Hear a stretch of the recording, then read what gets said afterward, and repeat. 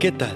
Bienvenidos una vez más al devocional con el pastor Gerson González, donde día a día nos acercamos a las Escrituras para conocer y experimentar el poder del Evangelio.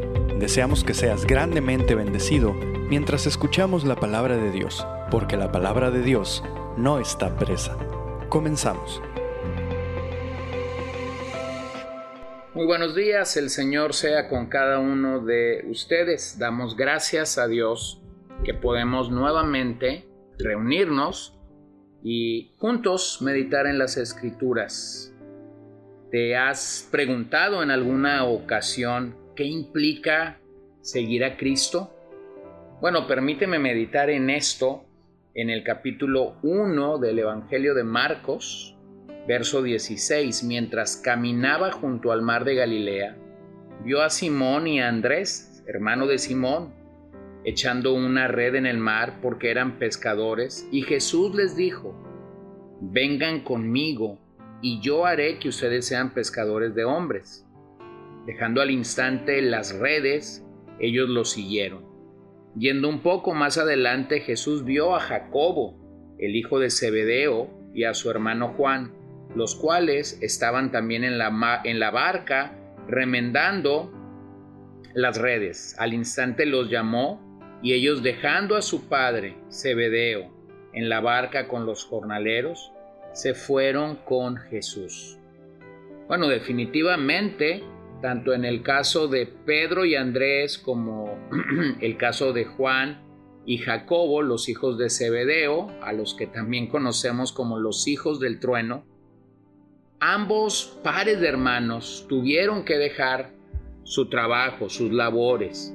Eso no significa que hacemos una doctrina en el sentido de que hay que dejar de trabajar para seguir a Jesús. Eso no es lo que queremos resaltar. Pero lo que queremos resaltar es que realmente seguir a Cristo implica todo de nuestras vidas. Bueno, entendemos que hay varios elementos que convergen cuando pensamos en la salvación de un irredento, de un no creyente, y que entonces viene al Señor por medio de la persona y de la obra de Cristo. Se requiere que esta persona crea que Jesucristo es el Hijo de Dios, que Él es el Señor, el Salvador de este mundo, pero a la par se requiere que esa persona se arrepienta. Bueno, arrepentirse es una palabra que a veces minimizamos o pensamos de una manera muy pequeña en ella. Realmente el arrepentimiento conlleva varios elementos, por lo menos 5 elementos fundamentales. Primero, reconocer que somos pecadores. Segundo, sentir una repugnancia, un desprecio al estilo de vida que hemos tenido antes de Cristo. Bueno, esto es maravilloso. Cuando la gracia irresistible de Dios nos alcanza, entonces aquello que más amábamos es lo que a la vez comenzamos a despreciar. Nos damos cuenta que nuestro pecado y nuestro delito realmente era una ofensa directa ante el Dios de la Biblia, y por ello sentimos repugnancia. También el arrepentimiento incluye la confesión de nuestros pecados a Dios. Cuando reconocemos la santidad de Dios y la pecaminosidad humana, no nos queda otra cosa sino confesar todos estos pecados delante de Dios. Después que hemos confesado, nosotros debemos abandonar el estilo de vida que hemos tenido antes de Cristo. Y finalmente el arrepentimiento incluye el rendimiento incondicional a la voluntad de Dios. En otras palabras, dejamos de tratar de imponer nuestra voluntad humana para rendirnos total o completamente a la voluntad de Dios. En esto consiste el arrepentimiento. Así que al convertirnos a Cristo, al venir a Cristo por su gracia, es nuestra voluntad indomable la que realmente es totalmente rendida. Y eso lo logra la gracia de Dios, no lo puedo lograr yo. No es fuerza de voluntad. Dios, de una manera maravillosa, vence sobre mi pecado, vence sobre mi orgullo, sobre mi voluntad. Pero a la par hay una demanda de que nosotros debemos dejar de practicar todo lo que ofende a Dios y seguirle en un estilo de vida que es nuevo. La vida, el caminar, la biografía de los discípulos y de otros hombres de Dios a lo largo de la historia de la redención nos permite entender que para seguir a Cristo se necesita poner en acción la fe que uno ha depositado en Cristo. Esa fe que es un regalo divino de parte de Dios a nuestras vidas. Así que ese es el aspecto práctico de una actitud mental. Uno cree y luego acciona. Claramente esto es por gracia. No es por obras, como dice el apóstol Pablo en Efesios 2, para que nadie se gloríe. Todo esto coincide con lo que Cristo dijo acerca del discipulado cristiano en Lucas 9:23. Si alguno quiere venir en pos de mí, niéguese a sí mismo, tome su cruz cada día y sígame. Entonces, a la luz de lo que nosotros hemos dicho, podemos observar claramente que en el caso de Simón y Andrés, Jesús los encontró en el momento en el que ellos estaban echando las redes en el mar. Es significativo que Cristo llamó únicamente a gente que se encontraba ocupada en algo. Bueno, esto es destacable porque Cristo no llamó a ociosos por la sencilla razón de que la vida cristiana se distingue por su servicio a Dios y a los demás. Por su servicio a Dios y a los demás. La invitación de Cristo fue a que vinieran en pos de Él. Entonces, hacerlos pescadores de hombres. Esto era un cambio radical. Esto era dejar algo inferior para activarse en algo superior. Cristo los estaba sacando del plano material para introducirlos a un ministerio espiritual del que ellos ni siquiera tenían una idea de lo que era. Bueno, preguntémonos, ¿cuál fue la reacción de Simón y Andrés? Es interesante que claramente en el pasaje observamos que ellos dejaron sus redes y le siguieron. No lo cuestionaron.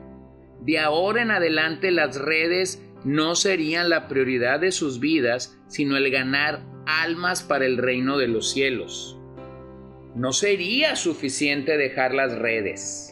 Sería necesario seguir a Cristo e iniciarse en el nuevo plan de trabajo que Él tenía para sus vidas.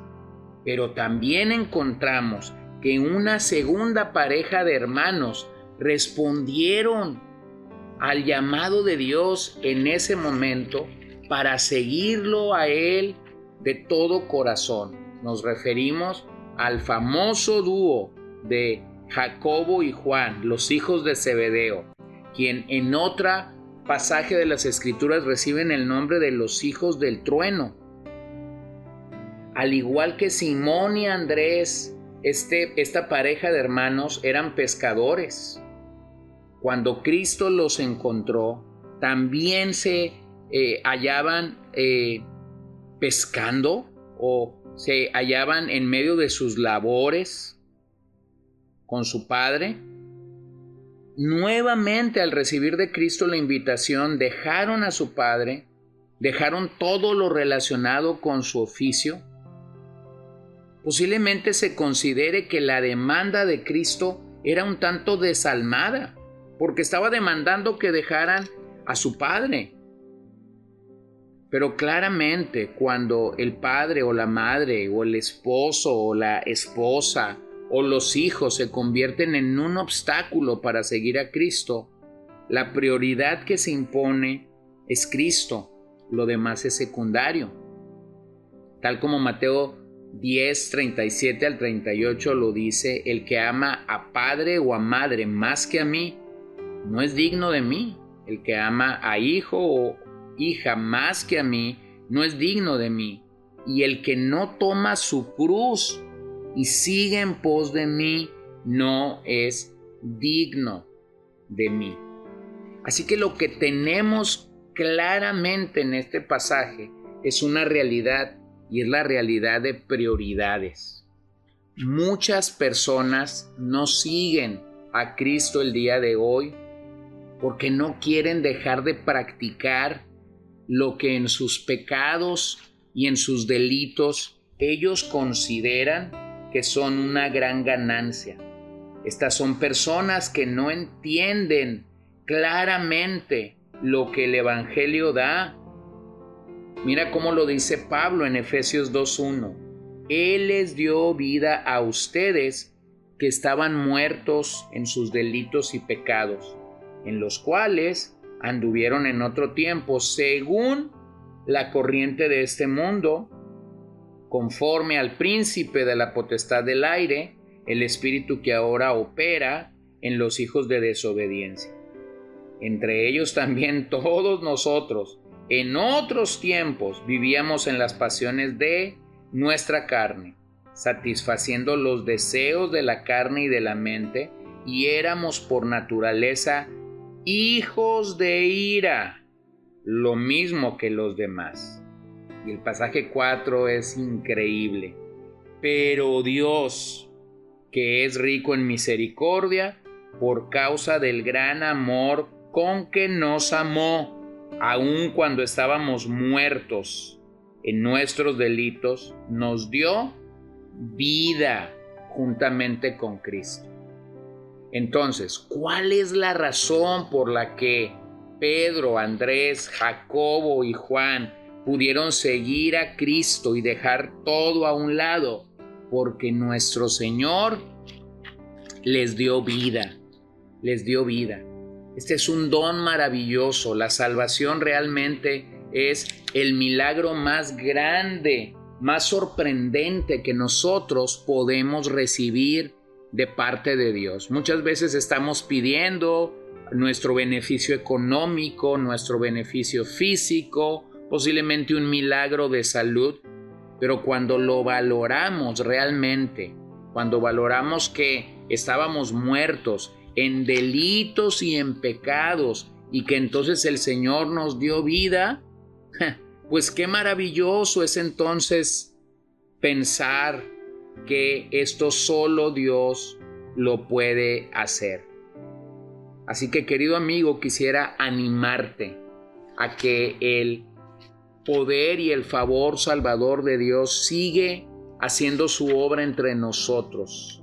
Así que si tú no estás siguiendo a Cristo radicalmente el día de hoy, quisiera animarte en el poder de la palabra y a la vez en el amor de la palabra a que vengas a Cristo y que vengas a Cristo cada día más y más. Oremos. Señor, gracias te damos porque tenemos este maravilloso ejemplo.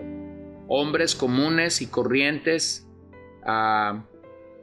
trabajando, laborando en la vida, y entonces tú llegando y llamándolos para hacer de ellos lo que nadie más podía hacer de ellos pescadores de hombres.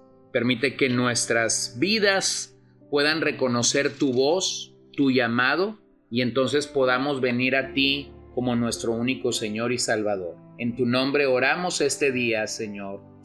Amén. Gracias por acompañarnos el día de hoy.